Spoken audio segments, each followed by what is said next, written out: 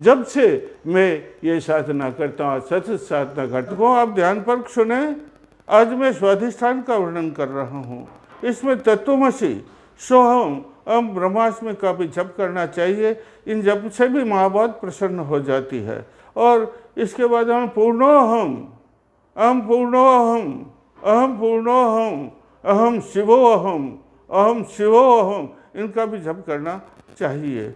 और इसके बाद में 3 मंत्र, 4 मंत्र आपको बता देता हूँ। आप इन 4 मंत्रों का विधि विधान से जप करेंगे। आसन बिछाएंगे, कुंडली का आप सामने यंत्र रखेंगे। और पहला मंत्र है ओम भीम स्वाहा, ओम भीम स्वाहा।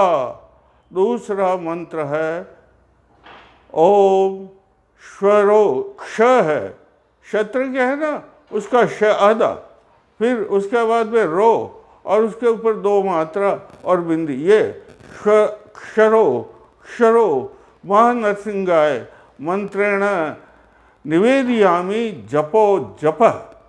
देखो वापस सुनिए अच्छी तरह से, आप लिखना हो तो लिख भी लीजिए।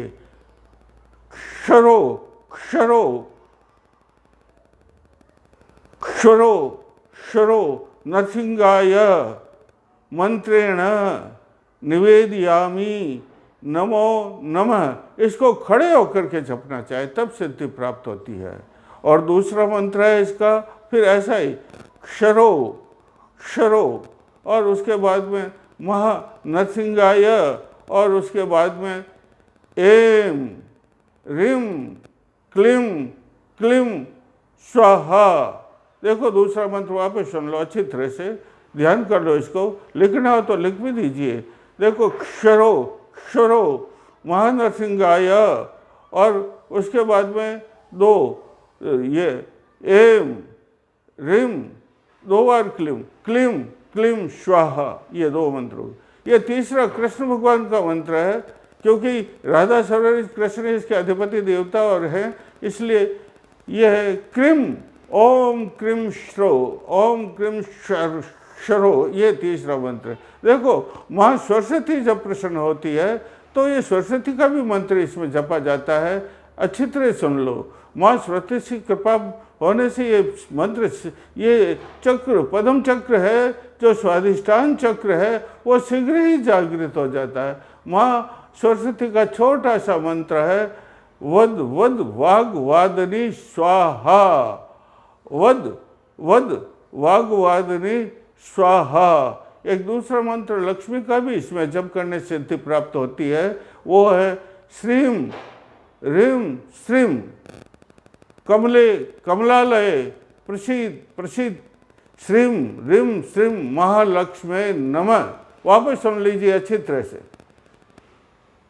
श्रीम ह्रीम श्रीम कमले कमलालय प्रसीद प्रसीद श्री ह्रीम श्रीम महालक्ष्मी नमः, ये इसका मंत्र है। और ऐसा एक और मंत्र है स्वाधिष्ठान चक्र को सिद्ध करने के लिए, स्वाधिष्ठाने चैतन्य कुरकुर स्वाहा, स्वाधिष्ठाने चैतन्य कुरकुर स्वाहा, स्वाधिष्ठाने सफ़ेद माला लीजिए, पद्मासन में विराज जाइए, और ये मुद्र, ये जो है हाथ में ऐसा कर लीजिए, और फिर बोलिए स्वाधिष्ठाने चैतन्य, नेत्र बंद होने चाहिए, स्वाधिष्ठाने चैतन्य कुरकुर स्वाहा, स्वाधिष्ठाने चैतन्य कुरकुर स्वाहा, ये इसके मंत्र हैं। इन मंत्रों को यदि विधि विधान से जपा जाए, क्योंकि मंत्र जाप की विधि है, वो विधि से जपे जाए तो जानते हैं इसे हर साधक, छोटा साधक भी मंत्र जपने की विधि को जानता है, तब इस क्षेत्र में आगे बढ़ता है, तो इसको जपना चाहिए। पूर्णोहम पूर्णोहम शिवोहम शिवोहम शिवोहम। इसका एक मंत्र और जोरदार, हम हम हम। इधर देखो, आप पद्मासन बैठ जाइए, हाथ ऐसे रख लीजिए और जोर से बोलिए हम हम हम हम हम। तो ये षट चक्र के अंदर महात्मा राजपथ पर चल पड़ती है और भगवान शिव से मिल करके तुरंत वापस नीचे उतर जाती है, क्योंकि षट चक्र में मूलाधार नीचे होता है, सबसे ऊपर भी मूलाधार, और बीच में दूसरा चक्र है स्वादिष्ठान। आज मैंने आपको स्वादिष्ठान की क्रिया का ज्ञान करवाया है। इस स्वादिष्ठान की क्रिया में हमें त्राटक भी करना पड़ता है। इस त्राटक का वर्णन, और गुरु को तो बगैर गुरु के तो कोई सिद्धि प्राप्त होती ही नहीं। हम गुरु की साधना तो करना ही पड़ता है। गुरु को तो हमारे सारे शरीर पर प्रतिष्ठापित करना पड़ता है। इसकी संक्षिप्त विधि में आपको छोटा सा बता देता हूँ। देखो, ओम गुरुवे नमः। ओम गुरुवे नमः।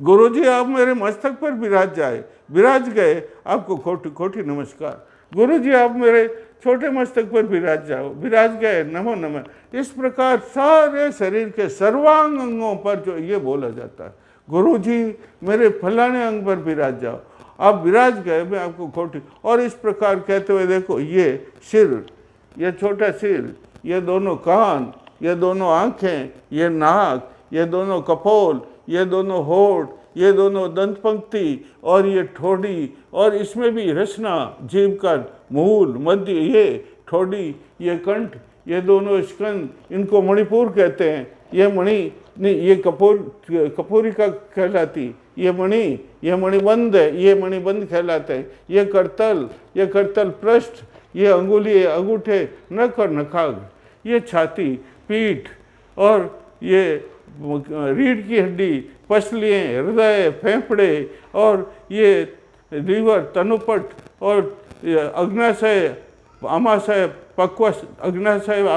पक्वाशय, ये जो है छोटी आंत, बड़ी बात, ये दोनों किडनियाँ, पाँव, पग, नख, नखाग्र, और 72,000 नसनाड़ियाँ, 72,000 से भी ज़्यादा नसनाड़ियाँ लेकिन लिखा। और नसनाड़ियों के अंदर भी जो है छोटी छोटी कोशिकाएं, उनके ऊपर सब में गुरु को स्थापित करना पड़ता। भाई, जब तक गुरु को इस पर स्थापित नहीं करते हैं, तब तक जो है स्वादिष्ठान सिद्ध नहीं होता।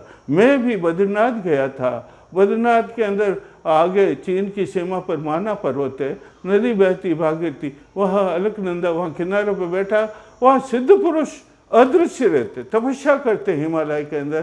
किसी सिद्ध पुरुष ने आकर के मेरे सर पर हाथ रख दिया था। इसे शक्तिपात कहते हैं। उनकी शक्ति मेरे शरीर में प्रवाहित हो गई। जब से मैं ये साधना करता हूँ, सतत साधना करता, बोलिए कुंडली माता की जय हो, जय हो, जय।